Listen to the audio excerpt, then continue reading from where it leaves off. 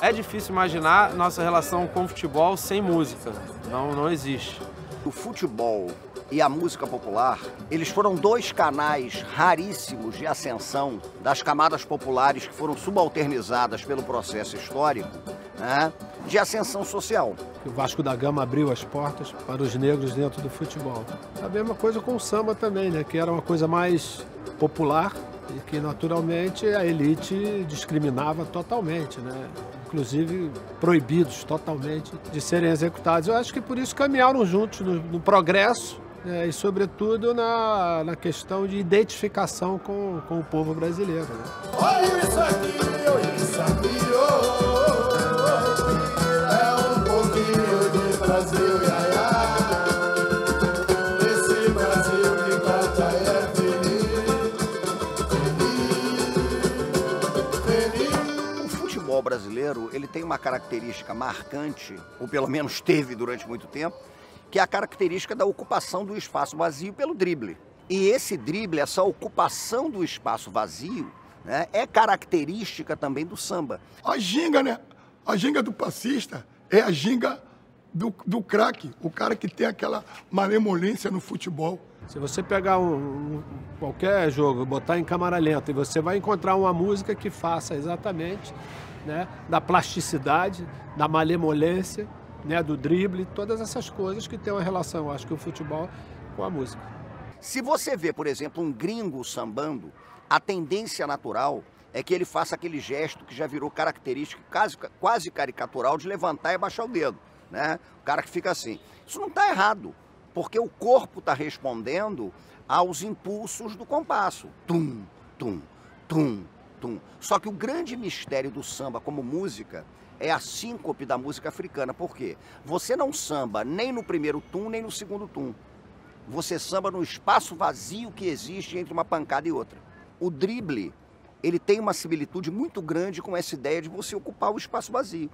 É para o vazio que você vai, né? O teu corpo se encaminha para o vazio. É por causa do carioca, sua malemolência, seu jeito gentil de ser, entendeu? De receber todos bem. E o samba é esse tipo de coisa, que o samba agrega, o samba te traz, te envolve.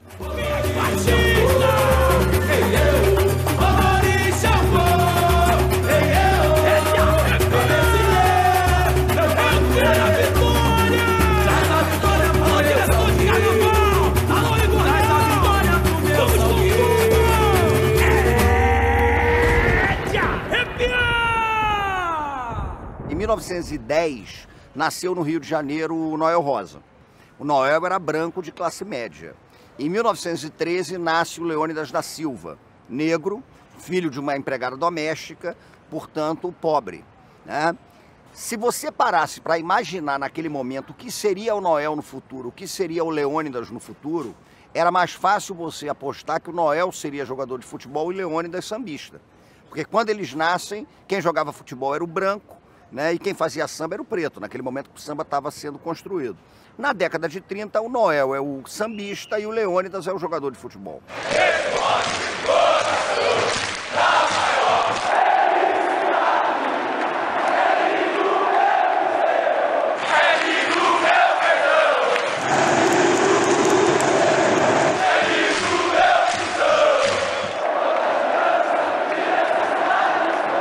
O samba chega às arquibancadas, o samba de desfile, na época em que os desfiles ainda aconteciam na Presidente Vargas e tal, né, a referência é 1969. Então você já sabia o samba que iria explodir na avenida porque o estádio cantava.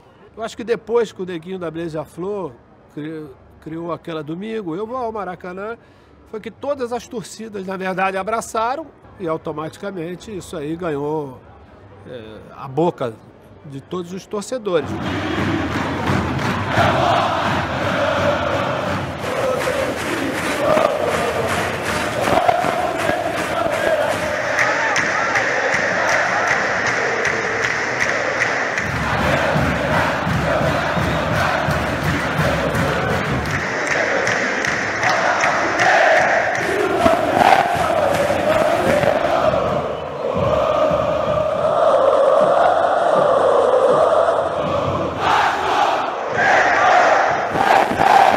das maiores músicas que todas as torcidas cantam é um samba enredo que era até da torcida do Santos, né? É o campeão dos campeões, Verdão, querido. E aí cada um puxou pro seu.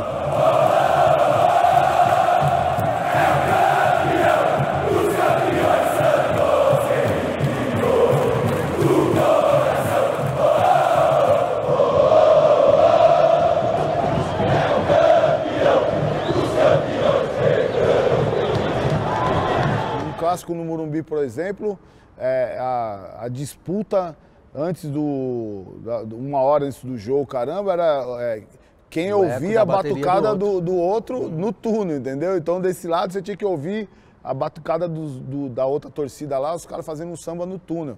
Era diferente. Hoje em dia já não existe essa cultura mais, ela foi se perdendo no meio do caminho.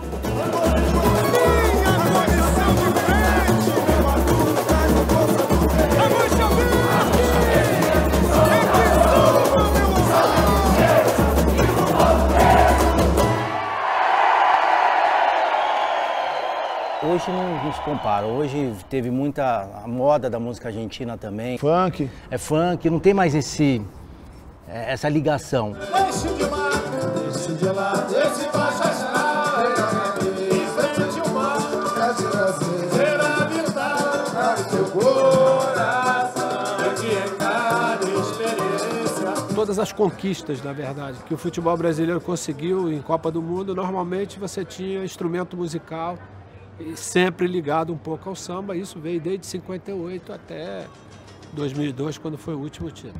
Voa, canarinho, voa, mostra pra esse povo que é rei.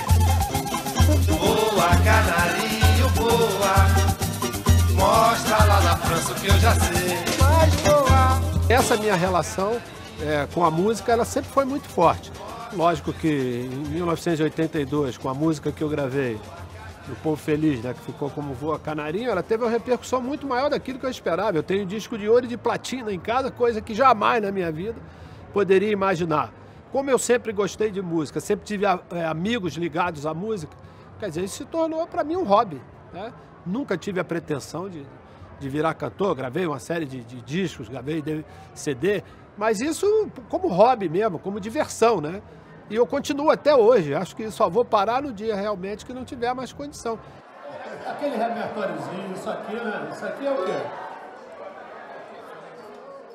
Os desfiles de escola de samba passaram por um processo de elitização, inclusive do sambódromo. Ao mesmo tempo, você também tem um processo no futebol brasileiro, que é o processo de arenização do estádio. É você transformar o jogo de futebol num espetáculo televisivo, restringir a frequência no estádio a um público que eu digo que nem é um público de torcedores, é um público de clientes daquele jogo, né? São os clientes que estão ali, né? E você vende um jogo para canal a cabo. Eu cresci no Rio de Janeiro, que um clássico no Maracanã, que não tinha grandes atrativos para a final, dava 70 mil pessoas, né? 80 mil. Quando a coisa era para valer, era 130, né? E a cidade parava para desfile de escola de samba, parava para futebol. Mas esse processo de arenização, né, tanto do futebol como também das escolas de samba, me parece que repercutem para que essa pujança, essa força, ela hoje esteja arrefecida.